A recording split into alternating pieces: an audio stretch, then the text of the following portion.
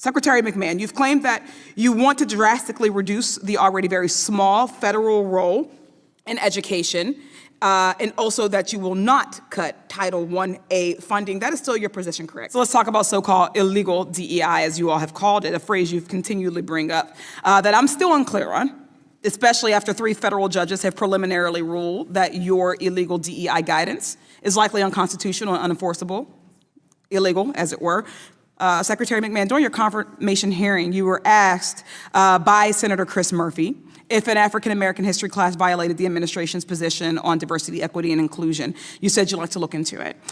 You've been on the job for a few months now. Have you been able to look into it? I do not think that African studies or Middle East studies or Chinese studies are part of DEI if they are taught as part of the total history package. So that if you're giving the facts on both sides, of course they're not DEI. I don't know what both sides of African-American history would be. What's up, everybody? Major Retired Richard Ojeda here, and Representative Summer Lee just folded Secretary of Education Linda McMahon like a cheap suit and tossed her out of the ring like it was Royal Rumble night. Summer hit her with the truth, and Linda tapped out before the bell. Would you say that it would be an illegal DEI for a lesson plan on the Tulsa Race Massacre? I'd have to get back to you on that. Do you know what the Tulsa Race Massacre is? I'd like to look into it more and get back to you on it. Okay, so I look forward to that. How about the book Through My Eyes by Ruby Bridges, for instance? I haven't read that. Have you learned about Ruby Bridges?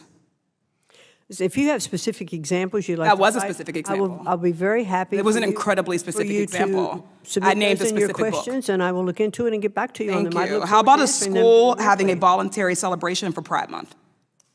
Well, I think that... Voluntary. Well, let's make sure that in our schools... This is yes or no? We're looking... No, it's not. Okay. How about social studies standards that teach that President Biden won the 2020 election? I think our studies should all be taught accurately. Yes or no? I think our studies should No, be no, no. taught The accurately. question was, do you believe that social studies standards that teach that President Biden won the 2020 election is an illegal DEI? Yes or no? I think I have said we should teach accurately. We should. No, be you have on not all sides. answered the question. Well, I am don't answering the understand question. why you're incapable I'm of just answering. not giving you the answer you want. No, but I I'm want answering the answer, questions. whatever your answer is. I just gave you the answer. No, the answer is yes or no. No, the answer is I think the our answer is yes courses or be no. taught- This wasn't education policy. It was WrestleMania for the willfully unqualified. This is what happens when you put a honky-tonk character in charge of civil rights curriculum and let the repo guy run Title I-A like a pawn shop. Linda McMahon probably woke up that morning and thought that she was going to coast through this hearing like it was another PR puff piece. Just nod, smile, dodge a few questions, and walk out untouched. But Representative Summer Lee locked in and ready to call the bluff. Well, if African American history is part of Certainly, history, but what we recognize it's being throughout taught what we recognize throughout education is that a course is only 1 year or one semester. It would be impossible to teach African history and say European history at the same time. Do you not agree that it makes sense that there would be separate courses for these courses of study? It has happened throughout history. We're able to do it not just in history courses. We're able to do it with different types of literature courses or different types of music courses. One wouldn't learn about Baroque music and necessarily have to also learn about African drumming at the same time, right? We can separate those courses. Yes, we can. And I think just as we teach U.S. history as a separate course. Certainly. So you do not agree. So you do agree that African American cultures and African history should not be eliminated from courses, particularly AP African history. Well, I think that African history can certainly be taught and not be considered a DEI course. Lee was not pulling any punches. She was basically saying, you're going to learn today. And then she dropped the line that lit the fuse. I don't know what both sides of African American history would be. You could have heard a pin drop. It couldn't have hit with greater timing or accuracy. That was Summer Lee's direct response to Linda McMahon's mealy-mouthed attempt to justify diversity erasure by claiming history should be taught with both sides. Let that sink in. Both sides of the civil rights movement, both sides of slavery, of Jim Crow, of black kids getting spat on and screamed at by mobs while integrating public schools under National Guard protection. Summer Lee was having none of it. She shut it down. And at that moment, McMahon didn't just look unprepared. She looked unqualified, like a marshmallow that just realized it's being skewered and is headed straight for the fire to make s'mores. Talk about being exposed. This was it. It wasn't just ignorance on display. It was dangerous, entitled arrogance, the kind that rewrites history, gaslights generations, and strips public schools of the truth students deserve. Summerlee didn't need to yell. She just asked a question, and McMahon folded. Right there, deer in the headlights, blank stare, stammering silence. And here's the thing. This wasn't a complicated question. It was a basic test of yes or no. Do you understand that black history isn't up for partisan both sides spin? Because if you don't, you've got no business overseeing civil rights in education. This is how we end up with people in power who think Ruby Bridges is a character from a made-up story and not a 6-year-old black girl who had to be escorted by U.S. Marshals just to attend first grade. It's how we erase Tulsa, how we ignore Selma, how we act like the March on Washington was a picnic.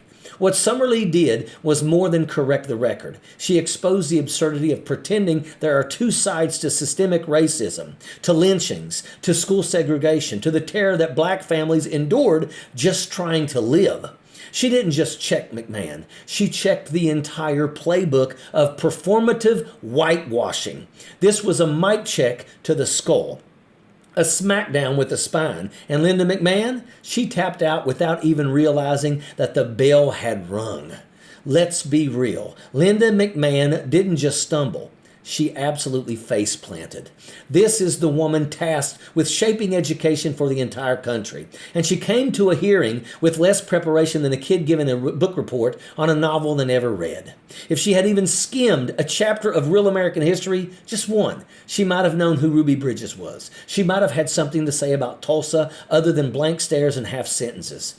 But she didn't, because she doesn't. She didn't read the books. She didn't do the homework. She doesn't know the story. And when Representative Summerlee asked her to explain what both sides of the African American history meant, McMahon didn't just whiff. She exposed the entire game. Because there aren't two sides to children being escorted by federal marshals just to learn their ABCs. There aren't two sides to black neighborhoods being bombed and burned while city officials looked away. There aren't two sides to parents having to explain to their kids why they can't sit at the front of the bus or drink from the same water fountain. There's history, and then there's the people trying to erase it. Summerlee didn't just win a soundbite. She drew the battle line between truth and propaganda, between accountability and privilege, between those who lived the struggle and those who've never had to struggle a damn day in their entire lives. Linda McMahon represents a world where your resume is your zip code and your moral compass is whatever the donors want it to be. She doesn't understand the other side because she's never had to live it, never had to walk a mile with fear in her chest, wondering if her rights would be honored or if her children would come home safe. That's the other side. That side of marching for freedom while being beaten in Selma.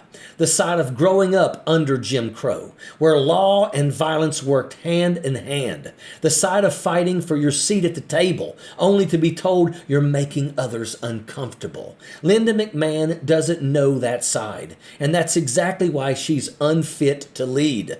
Summerlee showed us what leadership looks like.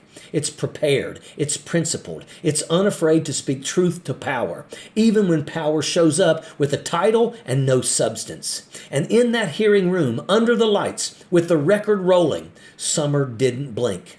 She made it plain. There's only one side of history worth standing on, and it's not the one that folds when the mic gets hot. And that is an absolute fact. Sappers clear the way, airborne all the way.